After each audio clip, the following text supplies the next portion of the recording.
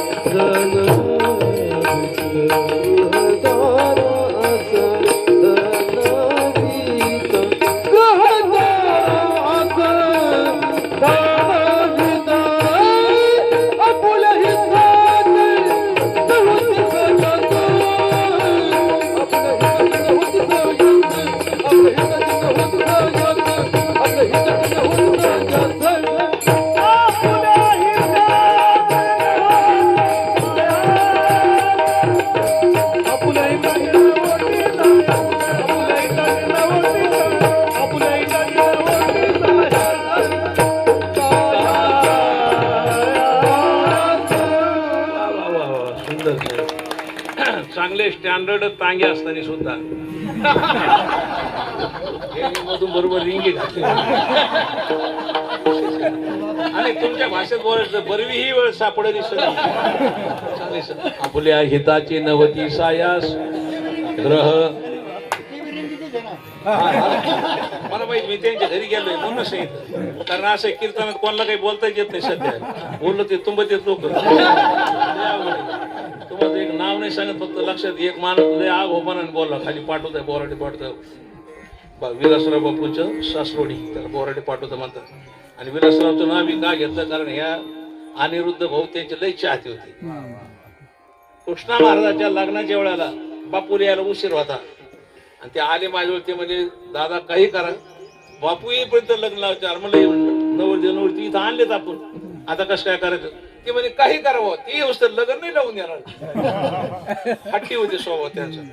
आता काय केलं पाहिजे आबा? मग तेवढे मला आपण आशीर्वाद.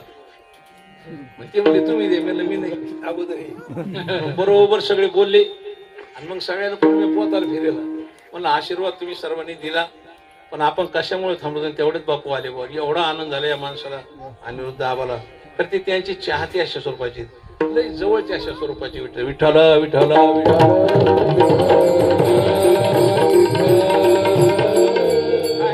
आपल्याकडे जे आहे ना ते निर्धास्तपणाने आपण मांडलं पाहिजे. मला त्या परभणीकडे एकदा कीर्तन होतं. सगळे परिचय होते. वेदांताचे आले, ती असेची आली, ते तशीची आली. ठीक आहे, ते घटपटाबरोबर झटपट करणारे. आता ती गेलं तर काय कर, पण आपली गुरुची कृपा आहे. ज्याचा गुरु बलवान त्याचा शिष्य पहिलवान. काय त्यांनी बुद्धी केली महाराज, बरोबर अशा प्रकारचे. आता ते त्यांना बरोबर अशा प्रकारचं आवडलं गेलं. म्हणून आपलं जे आहे ना ते मांडण्याकरता कोणीच घाबरायचं नाही. असं समजायचंच नाही की आपल्या पुढे मोठाले महाराज बसले वेदांती, त्यांचं 4 दिवस ऐकून पहा तुमच्या लक्षात सगळं त्यांचं.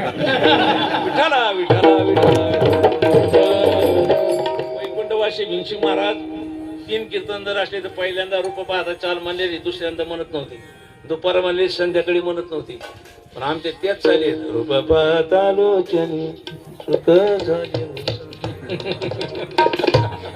बरोबर चालेल.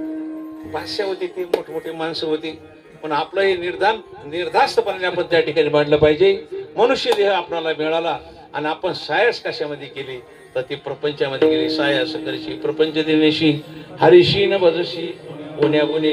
मग ते ग्रह धारा आस धन वित्त याच्या पाठीमागे आपण लागलो. आणि धन हे महाराज तुम्हाला असं आहे, तुका म्हणे धन भाग्य अश्वासवत जाण. धन मिळवताना त्रास, धन सांभाळताना त्रास, आणि धन गेलं तरी त्रास. तिखट खाताना हाय हाय, पोटात गेल्यावर हाय हाय, आणि सकाळी सुद्धा हाय हाय त्या ठिकाणी झाल्याशिवाय राहत नाही. याच्यामध्ये आम्ही अशा प्रकारचं जीवन घातलं. अरे हा नरदे आम्हाला मिळालाय, तो कसा मिळालाय? अवचित निदान अवचित विधान लागले हाती.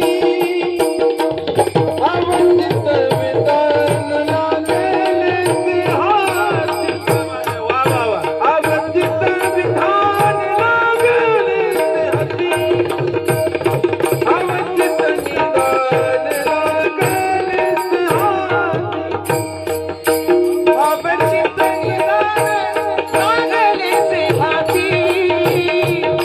अवचित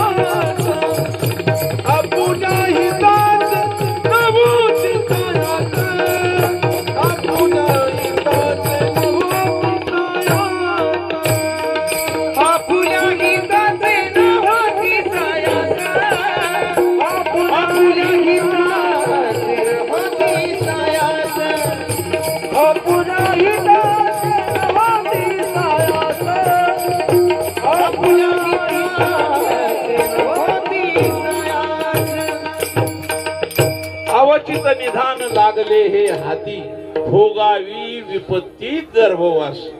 हा नरदेह आपणाला सहज अवस्थेमध्ये मिळाला. त्याचा शास्त्रीय कारण असं आहे, पाप अधिक्याने असेल आणि पुण्य जर कमी असेल तर पशुआधिक योनीमध्ये आपण त्या ठिकाणी जातो. पुण्य अधिक्याने असेल, पाप जर त्या ठिकाणी कमी असेल तर स्वर्ग लोकांमध्ये आपण जात असतो. पण ज्यावेळेस पाप आणि पुण्य समान होत असतं त्यावेळेस आपल्याला मनुष्य जन्म मिळत असतो. पाप पुण्य समान समी तरीच पाविजे कर्मभूमी. सहज मिळाला, अवचित सहज. कसा?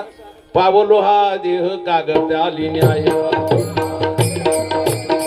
पावलो हा देह कागदाली न्याय. न घडे उपाय घडवा, न घडे उपाय घडवा. जसं आंधळ्या माणसाच्या हातामध्ये कावळा सापडावा तसा हा नरदेह तुम्हाला आम्हाला अशा प्रकारचा मिळालेला आहे. किंवा एक वाक्य सांगतो पुन्हा. 70 रुपयाची चिल्लर. किती? 70 रुपयाची चिल्लर. आणि एका पिशवीत मोजून त्याच्यातून 5 रुपये काढता येणार नाही आपल्याला. अधिक्याने होतील किंवा कमी होतील, 5 काढताच येणार नाही. तसा हा मनुष्य जे अकस्मात अवचित निधान लागले हे हाती, भोगावी विपत्ती गर्ववास. एवढंच नाही महाराज सांगता, यायचं असलं जायचं असलं तर पुढं अशा प्रकारचं हेच कारण आहे. आणि